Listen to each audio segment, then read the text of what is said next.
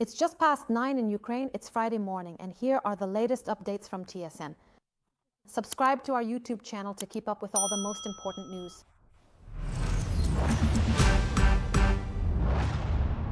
Three people were injured by shelling in Dnipropetrovsk region. In Nikopol district, 2 women were injured. 4 private houses, a laboratory and an administrative building were damaged. Fires broke out. Sinelnikova district was hit by guided aerial bombs and drones. A man was wounded. Businesses and private homes were destroyed. The Russians shelled the village of Mykilsk in the Kherson region with artillery. A local resident was injured in his own yard. Belozerka came under a combined attack. There, rescuers extinguished fires despite the threat of renewed shelling. In the center of Kherson, the occupiers fired artillery and used drones. For more than the first time, 2 educational institutions have been damaged. A security guard was hospitalized with blast injuries and shrapnel wounds. Dozens of windows and doors were blown out. Sumy region also came under enemy attack. In Sumy, a drone struck the Holy Resurrection Cathedral. This is an architectural monument of national significance and one of the main symbols of the city. And in Velika Pisarivka, the Russians dropped guided aerial bombs. One of them hit the center of the settlement. A store and a cafe were damaged. There were no casualties. In the Zaporizhzhia direction, a Su-27 aircraft crashed and a Ukrainian pilot was killed. This was reported by the 39th Tactical Aviation Brigade. 30-year-old Major Alexander Borovik was carrying out a combat mission. The causes and circumstances of the pilot's death are currently being investigated. The Air Force Command and Alexander's comrades expressed their sincere condolences to the family and loved ones of the deceased. Last night, Poland closed its border with Belarus. Polish border guards stretched barbed wire and installed special barricade shields. The reason cited was the joint Russian-Belarusian military exercises, which will take place from September 12th to 16th. A masterclass for Polish soldiers. Polish Prime Minister Donald Tusk accepted Volodymyr Zelensky's proposal and will send his troops to Ukraine to learn how to counter drones.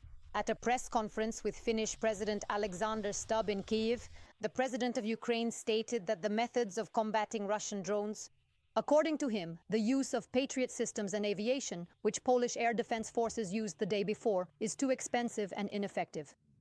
He noted that Patriots are primarily intended to counter ballistic missiles, not to repel massive drone attacks.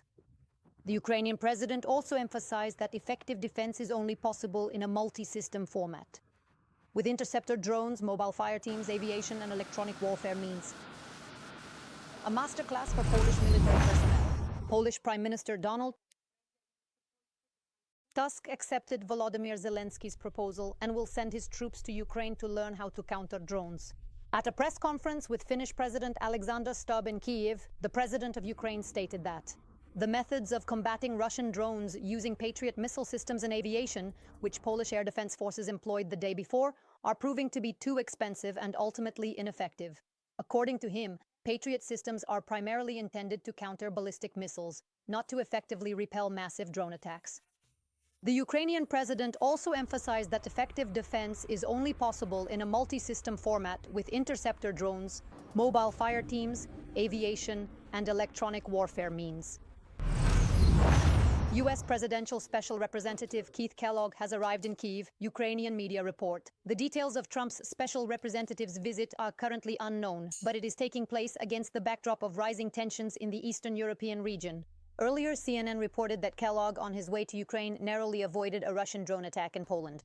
Ukrainians view the arrival of Keith Kellogg in Ukraine positively, as his presence deters the aggressor state from launching massive air attacks. While receiving gifts from the White House and a letter with best wishes from Melania, Donald Trump continues to court the Belarusian dictator Lukashenko. What he gives in response and what he wants will be explained by TSN's international correspondent, Yana Slesarchuk.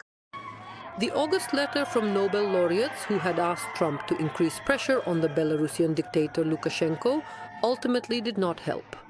In Minsk, Trump's representative John Cole announces on camera that the American sanctions against the Belarusian airline Belavia have been officially lifted. The conversation between our president from Air Force One and your president was very productive. All our conversations with each other have been very productive. Now we are lifting the sanctions from Belavia. Right now, all right? At the same time, 52 political prisoners who had been held in Belarusian prisons are crossing the Lithuanian border. Among them are 16 foreign citizens. The Lithuanian president, Gitanas Nausėda, specifically thanks President Trump first for the successful release of his 6 fellow citizens. I want to note that the American efforts were indeed very effective and successful. The Belarusian dictator is very skilled at trading in people. Even before the start of Russia's full-scale war, he was terrorizing Poland and Lithuania with migrants whom he deliberately brought in for that purpose, from troubled countries in the Middle East and Africa. And already in Belarus, with the help of security forces, he created an actual corridor for them from Minsk, where planes arrived, to the forest, to the European border. And he did not let them out. This pressure from the security forces behind them, along with the unusual frosts, forced these destitute people to storm the border, while the Poles and Lithuanians did everything to reinforce it. Dear Mr. Lukashenko, Melania and I are truly delighted to join together in sending our very best wishes to you and your people. For Lukashenko, who has been marginalized in recent years, these signs of attention are much more advantageous than for Trump, who displays them in hopes of freeing more people. This potentially legitimizes Lukashenko on the world stage in the same way Alaska did for Putin. But American sanctions are nowhere near as damaging to Minsk as the European ones.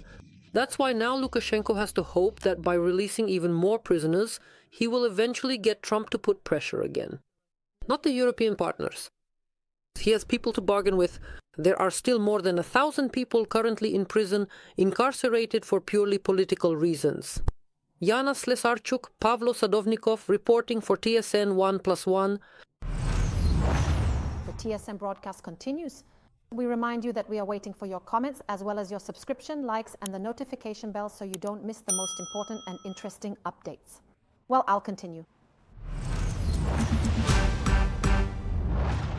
A hostile informant was detained by the SBU counterintelligence in Sumy. A 22-year-old unemployed man who was recruited via Telegram was spying on units involved in frontline combat. For example, in the Sumy region near a highway, he set up a camera with remote access for the FSB so that the Russians could monitor airstrikes on SOB convoys moving to the front line in real time. He also scouted the locations of fortified areas, electronic warfare units, and firing positions in the Dnipropetrovsk region. The traitor is currently in custody. He faces up to 12 years in prison. Law enforcement officers have detained a bribe-taker who was profiting from conscripts. An official from the Ministry of Defense was selling exemptions from mobilization for $10,000. These are the charges brought against him by the National Police. Sadovnikov took money for arranging for men to be employed at critically important enterprises. They would receive exemptions and did not have to serve in the armed forces. The official was caught during the handover of the bribe. Now he faces up to 10 years in prison with confiscation of property. Another rally of Ukrbud and Kyivmiskbud investors took place. It was held the day before outside the Kyiv City State Administration building. The protesters demanded that the city council increase the capital of these construction companies so they could complete unfinished buildings. The corresponding decision to recapitalize by more than 2.5 billion hryvnias was made by the Kyiv City State Administration last year. The protesters claim that the issue dedicated specifically to budget decisions was removed from yesterday's session, even though it was supposedly on the agenda earlier. Kyivmiskbud. As of today, it is a joint stock company. The Kyiv community owns 80% of it. Therefore, the Kyiv community must provide additional funding, allocating money to increase the institution's capital. Kyivmiskbud. These funds are supposed to be directed specifically towards completing construction of these residential complexes. As of today, Kyivmiskbud has 24 unfinished projects, which are either at 50% completion or just at the excavation stage. Among these projects, there are also apartments intended for servicemen of the Ministry of Defense. Why are we now demanding recapitalization? Because Kyivmiskbud is indeed currently on the very verge of significant financial bankruptcy. They presently have about 600 million hryvnias in total outstanding financial debts. Operation Gentleman, Episode 2. Law enforcement officers have prevented nearly 4 tons of drugs from reaching the black market. This includes 740 kilograms of cannabis in the form of finished products and 15 kilos of psychotropics, better known as salt. They also destroyed more than 15,000 plants of cannabis and opium poppy. To do this, they had to search 23 regions of Ukraine, including the capital. 38 people suspected of involvement in drug trafficking have already been charged. According to the national police, if these substances had been sold, drug dealers could have made 185 million hryvnias in illegal profits. This is already the second stage of the nationwide special operation, Gentlemen. It is being conducted to identify and destroy illegal crops of narcotic substances and to eliminate drug business hubs. They caused a real sensation. The Ukrainian Navy Orchestra became the winner of the International Military Band competition in Scotland. Ukrainians took part in it for the first time, and they were such welcome guests that the British military sent their own plane to Poland for them. Near Edinburgh Palace, 9,000 spectators watched the performance. And before it began, the slogan "Glory to Ukraine" was heard. On the square, the musicians not only played, but also sang the Sich Rifleman's song, "Oh, the Red Viburnum in the Meadow." They were unanimously awarded the victory and presented with the symbolic sword of the Duke of Edinburgh. Over the course of a month, the Navy Orchestra gave 26 concerts in the United Kingdom, which were broadcast live in various countries around the world. They also took part in the changing of the guard at Buckingham Palace, where the Ukrainian national anthem was played. In addition, the musicians had an audience with Princess Anne, a member of the royal family. Of course, she mentioned Ukraine and expressed the strong and full support of the entire royal family for Ukraine. We offer our continued support for Ukraine and our unwavering support for our Ukrainian people who are fighting for their very existence. We have dedicated each and every one of these heartfelt performances to the cherished memory of our brave heroes who are valiantly defending our beloved country, right here, right now. We said this every day to everyone, and every day everyone told us that they wholeheartedly support Ukraine and will do absolutely everything humanly possible so that Ukraine ultimately wins this crucial struggle for its very independence and for life itself. And everyone expressed their immense and profound gratitude that our dedicated group is proudly representing Ukraine today at this truly huge and significant global forum. That's all for now. But Friday is just beginning. The dedicated TSN team will be diligently tracking all the most important and up-to-the-minute news. So please don't miss our upcoming broadcasts. And that's precisely why we remind you to click the bell and subscribe to our channel if you haven't done so yet. Have a great Friday and end of the work week.